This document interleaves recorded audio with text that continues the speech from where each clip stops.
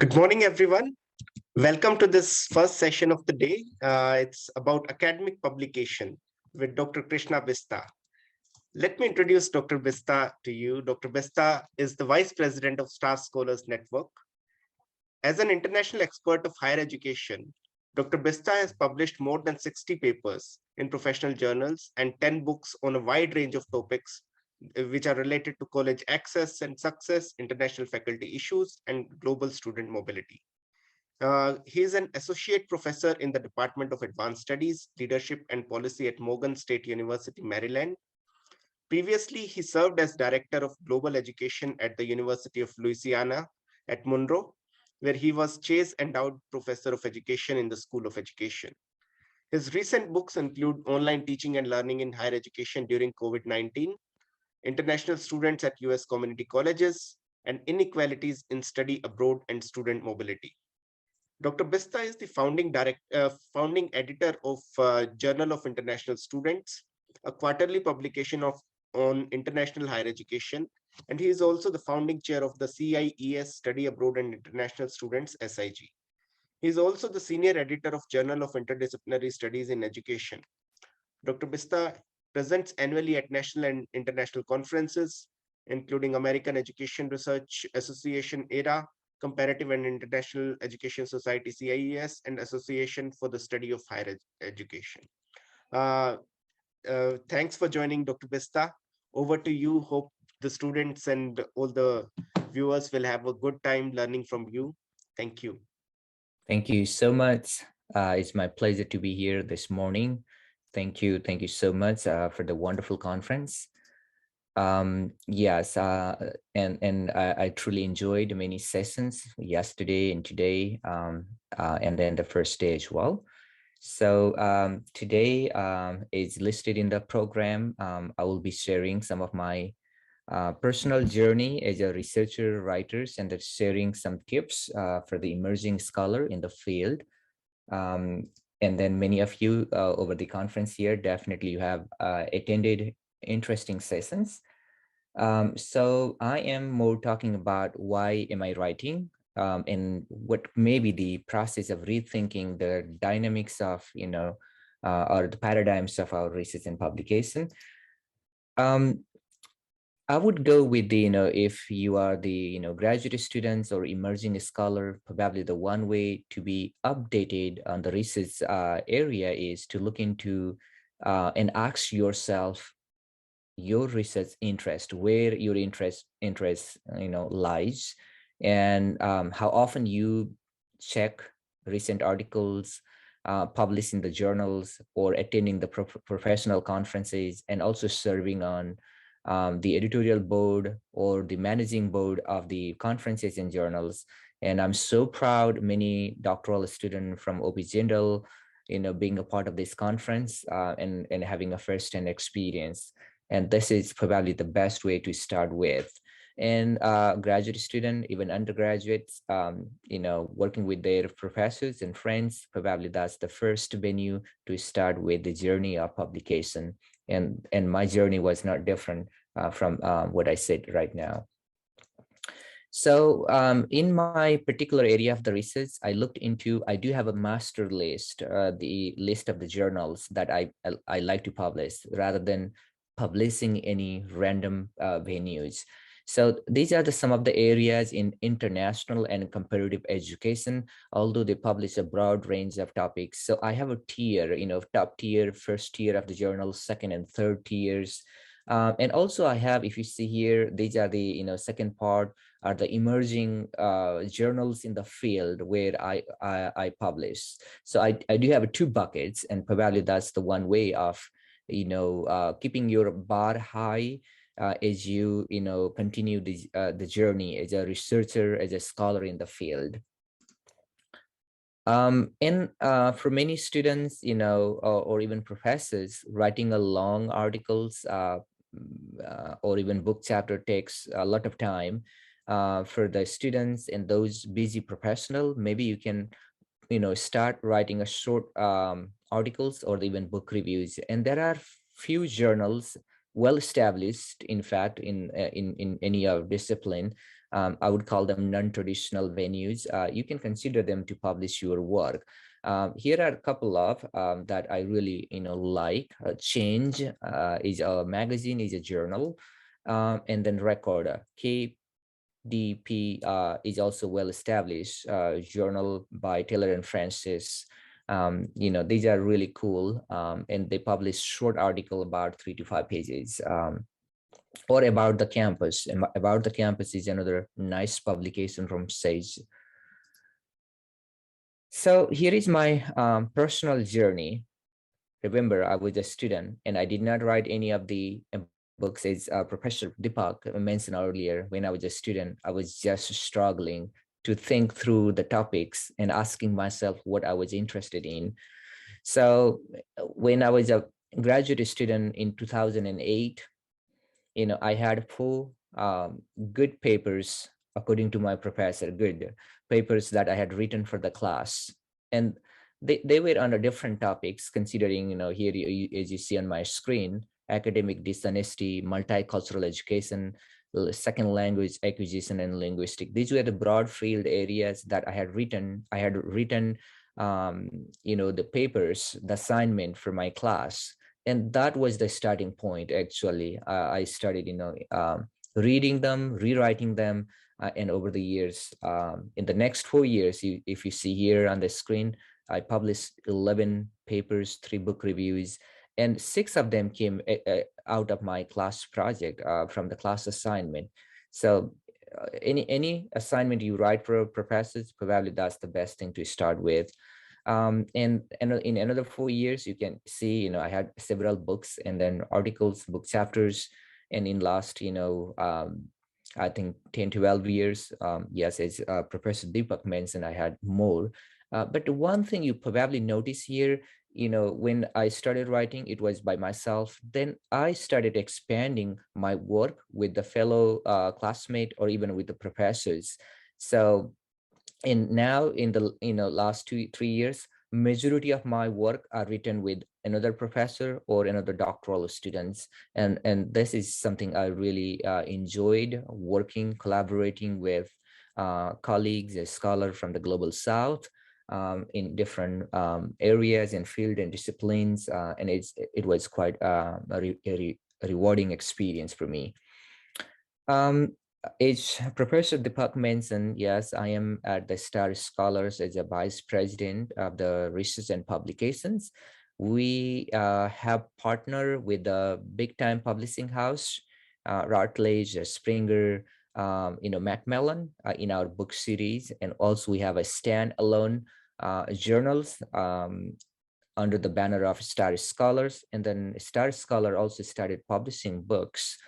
So that could be another wonderful opportunity for many, many graduate students, emerging scholars who are looking for professional venues to publish your work. And then we have open journals in education. That's the platform we use, the software to host our journals from Star Scholars. These are 2 latest books that we collaborated with Routledge and Springer. There are actually by now 10 books are published from Taylor and Francis in collaboration with the Star Scholars, and 2 books under Springer, and 1 with the Macmillan, and again 8 journals. Here are the couple of samples published by Star Scholar as a standalone books, and we do have about 10 projects finalized or selected for the next year. We also published journal in other languages. Last year we published in one of the Indonesian language. We published in Chinese, and this year we are working on a special issue in Spanish. So if you feel there is a need of the the research in your area of interest, please let us know. We are very happy to put together special issues. Although there is a long process to go through our advisory board or the peer review board to decide it. Um, so the bigger question is, why am I writing? um, what is the value of doing it? The question itself, is a complex, in fact, and there are different answers of this one. Some of you may write for the personal pleasure, other may write for your requirement as a graduate student or a master's, doctoral students, and many professors write for their tenure and promotion requirement. So here are some of the choices. For me, the way I mentor, I recommend, I suggest, it should be, or it should be more geared toward your personal or the community issues that inspire you to write. Majority of my writing is, Professor Deepak mentioned earlier in the introduction, that those are on international education, comparative education, student mobility. Probably the biggest lesson I learned, being an international student over the years, my personal journey, and that was a journey of 5+ million students who crossed the border, who leave their house just to learn and pursue their dreams, study, work overseas. So my story was the story of the other scholars who have gone through the same journey. So that motivated me, and that sort of issue was an issue of the national interest, the interest of the nation, interest of the community, interest of the universities. So as a scholar, as a researcher, I think we have to ask ourselves, is it, worth exploring? Is it making any difference in our personal, professional lives? Is it something, addressing the gaps between the policy or knowledge or practice, and that will guide the, your research. Many students ask me, what topic should I write on? Is this topic popular, or is that the topic something journals publish in their journal consider in their publication? I think the bigger question is, ask yourself, are you really interested on the topic that you are writing? Because writing is a long, painful journey. It's a technical writing. It's a boring, tedious, time consuming. If you are not personally interested, if this is not really related to your personal professional life, you may lose interest over the year, and you happen to choose 500 different topics over the years of your careers. um, Many scholars recommend you to select 2 or 3 topics over the years and expand it, grow with it, love it, and earn an expertise, or be the expert of the topic you choose, rather than selecting 5 million different topics. And any topic that you choose, believe it or not, many people have previously written. It just not it's maybe just a matter of not finding it. But people have already written on any topic that you can imagine today on this planet. So the challenge is, if you are a doctoral student, early career faculty members, who is struggling to write and finish or publish in next 2 or 3 years for your tenure and promotion.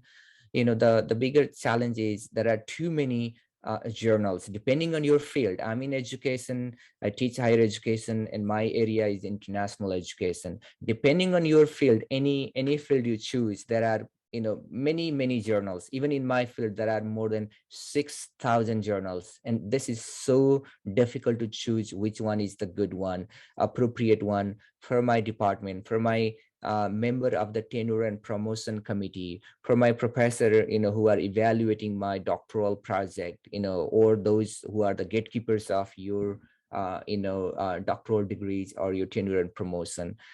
That's a tricky one, and asking them, working with a professor who is already in the field is probably the safe, safe landing for you to move forward. And look into the topic, peer review process, appropriateness in your field, slightly, the prestige of the journal is also important. The global south, majority of the countries, even in the US, they look into the citation factor. Citation machine, is not really something, I personally care. I care the quality of the work. However, some faculty members and some administrators, including the president or the dean provost, some of them are on a blind spot. They think, Scopus journal, high impact, is the best journal. That's not the reality. Many of our administrators, are heavily busy in their administrative work, and they probably are not keeping updated on the prestige or the quality of the journals. So they just happen to butcher their faculty and students, just for the going through these numbers and rankings, or Scopus listed, or Web of Science. I would consider the quality, rigor of the journal, and the publication process. So talking about the publication, probably you do not see this part of the email here. I receive almost 5 to 10, invitations every day, journals editor asking me to publish. And I, honestly speaking, I reject 100% those invitations. Majority of these invitations come from the, without a name, without any trustworthy element within these invitations. Even their email, like the one you see on my screen, is justified, and with the too many information. They claim about the ranking of the journal, and they say so and so. And if you look into the some of the articles, and if you read, immediately you can smell it, the lower quality of their manuscript. So be careful on these random invitations. Take time to look through, run by your professors, ask those colleagues who have previously published, because you spend so many hours, days, and months, even years, in writing your manuscript. And if it published just tomorrow, and if they ask you some certain fees, and does not maintain the quality and rigor in the publication process, you'll it will be, it will give a bad effect. It will not be rewarding for you when there is a time. And here is another boring invitation, that came a few years ago, though. I've been using it. Even, they see their invitation coming here, like Dear Campbell, there, so there, and Dr. Beast, like those. Too many, and you can immediately see those trends of very unconventional way of sending messages. So bigger point I'm making here is how to identify predatory journals, the commercial journals which are not maintaining the quality and rigor in their field. So here are 8 tips. You can look into the bragging, that they talk too much about their journals and giving a false claim about the publication timeline, and they promise you the fast publication, probably within a week or within 3 or 4 weeks, which is quite unreasonable. I have been in the field for almost 15 years now, and being the founding editors of the 2 journals, and also my Routledge book series. It takes time for the peer review process. We rely on the volunteers, professor like you, and doctoral student like you, and it's quite busy. And also we want to secure quality reviews, so that as an author you get meaningful constructive feedback, so the quality of the journal improve over the month, over the years. And they sometimes claim in the journals are in the big metropolitan hubs, in such as London or New York. And also they will ask a fee. A fee is something becoming some sort of acceptable in the field, but still I have a strong belief that as a student, as a professor, you should not be paying a lot of money to get published, because out of 4,000 journals, still 3,000 plus do not charge you a publication fee. But I have seen professors or a student paying somewhere from 300 to 700, even $1,400 to pay for one articles. The promising journals, including Nature, Springer, I heard they charge you somewhere 3,000 to $4,000 per articles. I really don't know, but because I have never tried publishing them. But there is a fee in certain areas, business or natural hard sciences. If that's the practice, stick with that. In those who are in social sciences, in education, still we have plenty of journals that does not, the journal those journals do not require fees to publish. Um, so there are list of these journals. I said unwanted list, 3,000 plus. Your libraries might have, and one of the example here, Hindui.com. This particular company has a journal A to Z. Any journal, any name you imagine, they do have a journal there, and they run in a fee-based journal. The reality is, yes, to operate a journal, to maintain the fees of the copy editing and to cover the administrative cost. Yes, it takes, it requires a lot of money. Funding is required. Nothing is free. However, I'm opponent of paying a large, a big amount of, dollars to get published. Because it may give a reverse impact later on, depending on the journal you select. So the best way to identify some of the good journals, or at least the journal you want to publish, is to look into aims and scope. I have highlighted here. This is the number one journal in international education. Earlier in the conference, you have heard the Hans DeWitt. Hans DeWitt is the founding editor of this journal. And many journals like this, clearly list their aims and scope on their website. And here is my journal. I started 10 years ago. We have also listed our aims and scope and the areas to publish. We receive more than 800 articles, manuscript every year, and we publish 7% or 8% of them in our four issues. And you may be thinking, what happens 300 plus rejected article. There are several rationale of the rejecting these articles. The one reason could be they do not follow the timeline or the guidelines of the journal. We strongly follow APA 7th edition, and we do have some area of interest where we are interested, rather than publishing the article that we have published in the past. And many student replication itself is not bad idea, but the quality is one of the criteria that we evaluate in the Journal of International Student, and that's the standard. No matter what journal you choose, quality is important.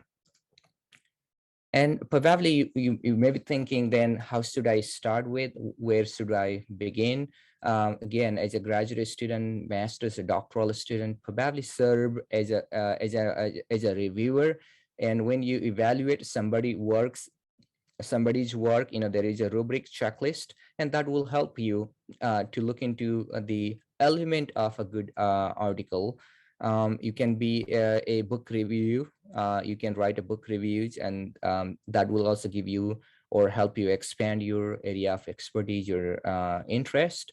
The other area that I'm very fascinating, I always recommend a student to develop or expand any article, any essays you write for your professor in the class. And again, some of you, every year present at local, regional, national, or even international conference. I spend more time to develop a full size paper. And here in the technical side, many of you, including Raju and colleagues there, you are a graduate students, assistant, research teaching assistant, probably you should work with the professors to write together. The one simple way is to also publish one or two article from your thesis or dissertation, whether you write for master's or a specialist or the doctoral degrees. Here are some rules of getting published. I will not be spending more time on this. Again, the writing itself is a tough journey. Writing, it takes time, lots of rewriting. It's a slow process, and then you get lots of rejection as well. um, and a rejection is probably the best thing. Every single rejection comes with golden nugget. You get the best advice why rejected. They simply don't reject without any rationale. They will let you know these are the areas, these are the concern that made us reject your article. They may say you didn't have enough citation, or you didn't elaborate or explain some of the key concept, or your results were not justified in the discussion, or you did not follow APA manual or Chicago manual depending on your field. So every rejection comes with best ideas. And feel free to apply, submit several journals. At least you get some ideas there. Okay. um so uh, oh, the last one, probably the important one. If you are a doctoral student in first year in your job, I think you should spend more time uh, and have develop a sort of habit, a habit of writing and publishing. Remember, publication itself is not easy. You should have some sort of pressure, and the pressure will sometime help you to continue and focus. These are our journals in the Star Scholars Network. They are run and operated by or with the funding support of the research public universities in the United States.